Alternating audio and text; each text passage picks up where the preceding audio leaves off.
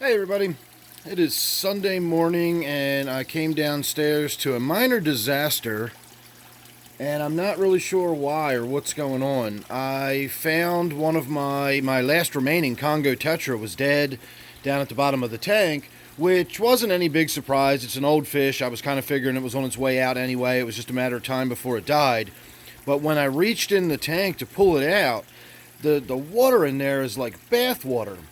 And if you'll see my tenopoma over there, just got some air from the surface.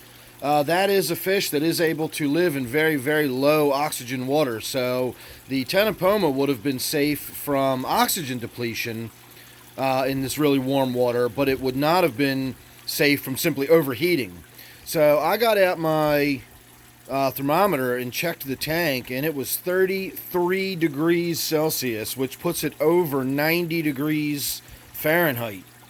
And I have no idea why this tank is running so warm. I reached in to the heater, and the heater was actually on. It was still trying to heat.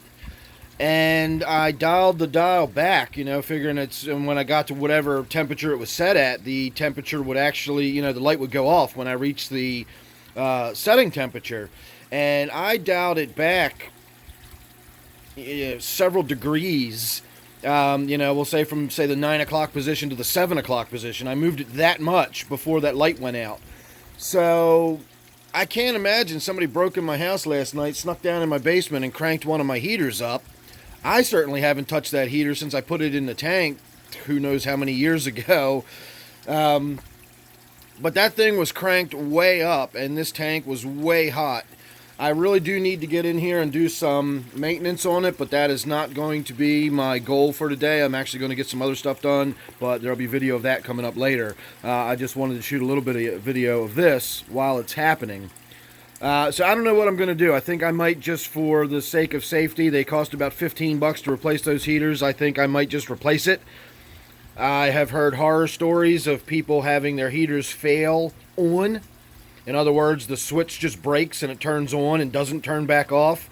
I've never had that happen. I've had heaters fail, but my heaters have either failed because they leaked or they failed off. In other words, they simply wouldn't come on and my tanks got too cold.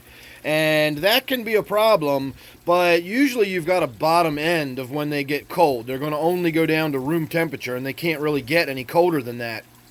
Whereas if you've got a heater in there that's just on, you're going to have fish soup after a while, and I feel like I was well on my way to having fish soup in here. I'm not sure why, again, I had to turn it way back, but the light did go off, and it stopped heating. So, I don't know if it was just somehow got set into the wrong temperature. I don't know how that would have happened. I never get in there and mess with my heaters or anything like that. I haven't touched that heater since it's been in the tank. I mean, you can see it well enough to see how just cruddy and dirty it is.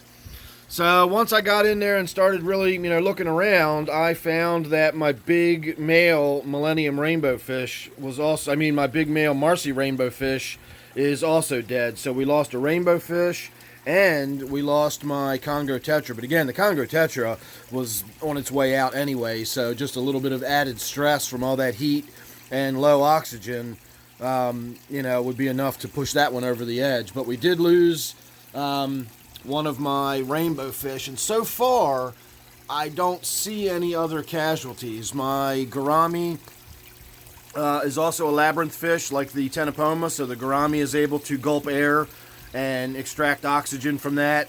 As far as the rest of the fish in here, I guess they just got lucky and I caught it. But man, I'm telling you, that water is like bath water. It is so warm. I can't believe it.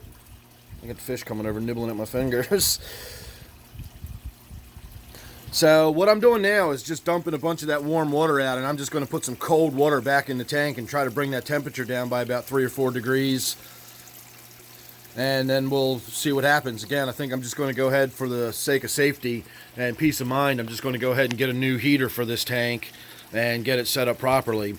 So there you go. That's just my quick for me anyway, look at what's going on in my 125 gallon tank. Today we're going to be working on my waterfall. It is a very, very warm day out, so I'll be able to actually open the windows and vent the place out a little bit. And so what we're going to do is get in here and try to do something a little more permanent right there. So make sure you're subscribed, And that way you won't miss that or anything else I got coming up. And of course, you don't want to miss the progress here on my 125 gallon tank. So thanks for watching this one. See you real soon in the next one.